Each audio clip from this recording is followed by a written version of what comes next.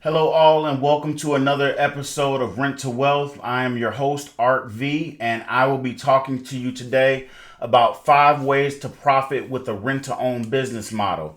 If you've seen any of my other videos on TikTok or anything like that, I'm always talking about rent-to-own as a business model. And there's a very specific reason because rent-to-own is an excellent business model if you're renting property. In my opinion, if you're renting single-family property, it is probably one of the best business models that you can set up. So I'm going to go over some of the benefits as well as some of the issues.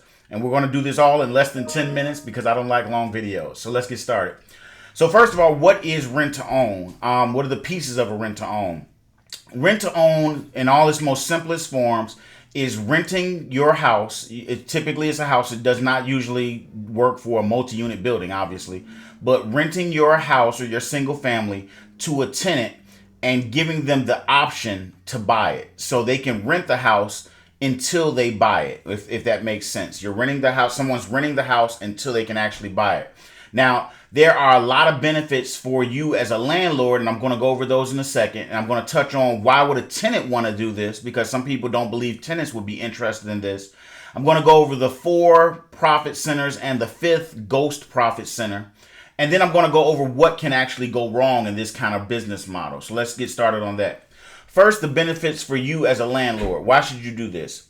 One, it's easier to screen tenants. I've been a big advocate of looking at the state that you're in. If you're in a landlord-friendly state or a tenant-friendly state, typically, I don't like to make it political, but typically that goes with Republican states, which are landlord-friendly typically, versus Democratic states, which are typically tenant-friendly states.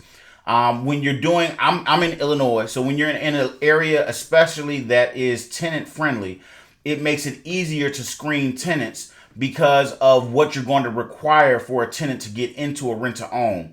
This especially works well in lower income markets. If you're in a big metropolitan area and you're buying rentals on the lower end of the market, a lot of times you're dealing with lower income families, and this is a great way to make something that's beneficial for both of you all. The other benefit is it makes more money than a traditional rental. I don't care how you slice it. A rent-to-own business model will definitely make more than a traditional rental. I'll go over that again in a second. It gives you an exit for the property with a larger profit. That'll be one of the profit centers. I'll explain that also. You're going to profit even more if they don't buy. Now, with a normal tenant, if a tenant doesn't pay and you have to evict them or something like that, then obviously you're losing money because you lost the money and the time that it took to put them out. With the rent-to-own business model, you can not only get them out, I won't say quicker, you can get them out and make more money because of the fact that they did not buy the property. And you are seen as a good and helpful person. I can't tell you how many tenants, I've had tenants that I've sold a property to through a rent-to-own business model, and they've seen me in a grocery store and come up and given me a hug and thanked me for helping them and their family and all the things, the benefits that they gained from their family. And then too, as an investor, you can take the money that you're going to make and do larger investments. If you're actually trying to grow a portfolio, this is a great option to build money instead of just building up a bunch of single families that may or may not cover your bills. You can build and go get larger investments that definitely will help you make more money. So why would a tenant want to do this? What's in it for the tenant? The biggest thing is that it's a way to help some tenants reach the American dream. I got a team, but it's the American dream. You know, some tenants come in and they are believing and wanting to own a house. They just don't know how to do it, and you're going to help them do that. The other thing it does, which is beneficial for both of you all, it creates hope. With hope, a tenant has hope that they're going to be able to better themselves. And with that hope, it creates a better tenant relationship for you and that tenant. And that's very important. It also gives them, if you set it up the right way, it creates a clear, transparent path. And that's all tenants want to see. Tenants just want to know that they get the whole sales pitch of, hey, I'm going to help you buy this house. And they're scared that it's a scam. But if you're clear and transparent in the way you set it up, they'll be very happy. They'll see these are the things that I'm going to have to do. This is what the landlord has said they're going to do. And they'll be happy because they can see a clear-cut way to get to where their goal is. Tenants view the property as theirs, which helps them to take care of it. Tenants typically go into a rental and their attitude is, this is the landlord's stuff. So it doesn't matter how I treat it because it's the landlord's stuff. Now, some people, because of their character, are very good tenants and they take care of your property. But other people that are not such great tenants, and it might not be because they're trying not to be a good tenant, they just might not know. But they're going to look at it from, this is their stuff. When someone walks on the lawn, hey, get off my lawn. Versus, this is the landlord's lawn, I don't care what happens to it. So they take better care of the rental, which makes it easier for you to keep your rental up. Many tenants would prefer a rent-to-own over a traditional rental. Now, I know there's going to be some people that say, no, I've got tenants, they only want rental. That's true. In some areas, they only want rental. But in a lot of areas, if you advertise correctly that you're doing a rent-to-own and you give all the details and explain it the right way, I guarantee you will have far more applicants for your place than a traditional rental. There are a lot of people that want to do rent to own, and you can take advantage of that. And that's especially true in a down market. For you new investors, you haven't been in a down market really. You've only seen the market go up and then eventually go crazy. But as you go on with your career, you'll see a down market and you'll be looking for tenants, and that rent to own is going to help you edge out the traditional landlord. Now, there are 4 profit centers with rent to own. There's actually a 5th. First is what's called an NROD. That's a non-refundable option deposit. That's money that the tenant gives you down up front to secure the option to buy the property. Typically, that can be anywhere from 3% all the way up as high as 10%. I've gotten a tenant, my highest NROD that I've gotten from a tenant was $45,000, which means they paid me up front in a non-refundable option deposit, $45,000, which was not a security deposit. It was my money to spend from day one, and I got $45,000 from my highest. An average or typical, depending on the property value, is anywhere from $3,000 to $5,000, as high as $10,000. And there are plenty of people that have that kind of money. The other benefit is that the other profit center is higher rents. You can give that higher rent. Let's say the place normally rents for $1,500 a month. With this rent-to-own scenario, I can ask for $1,850 to $2,000. Now, you can give that money as a credit if they buy the house, the additional money, or you cannot. It really doesn't matter, but they're willing to pay a higher rent over market because of the opportunity of hope of buying the house.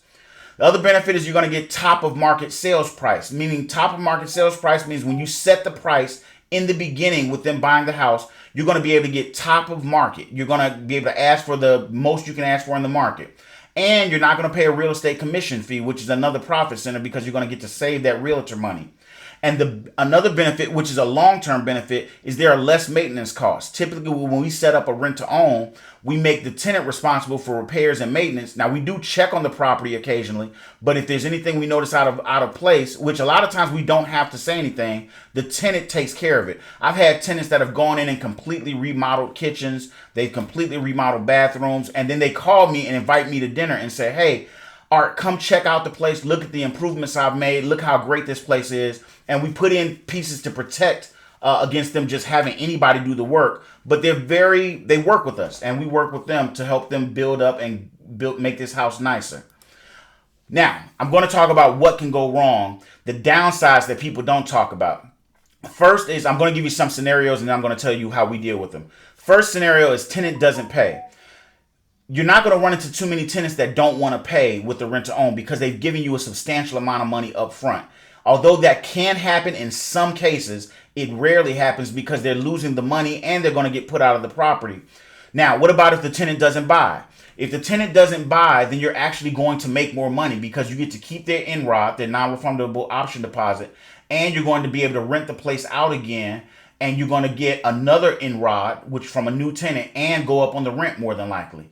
Now, what happens if the market goes down? If the market value goes down, you've got two options. You can choose to, one, not let them exercise the option if they're within the option time and the market value goes down, you can say, hey, the price is this price, you've agreed to it, and they have to buy it at that price or they can't buy the house.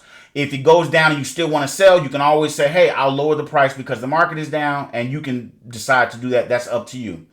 Next is tenant doesn't make an effort to qualify for a loan. That can happen, but if that were to happen, then the only thing you have to focus on is you have to help them qualify for a house. You might have to help them look for a house. Not look for a house, but look for a lender. You might have to help them go through the process, follow up with them. Hey, are you going through the process? A lot of times they're nervous and they're scared. So sometimes they want somebody to hold their hand. The best thing I can suggest is get a good lender on your team to help them when they need help. Now, I've gone over this really quickly, trying to address a lot of issues. If you have questions or you're thinking this won't work in my area, I've done this all over the country, but some people believe it doesn't work in their area.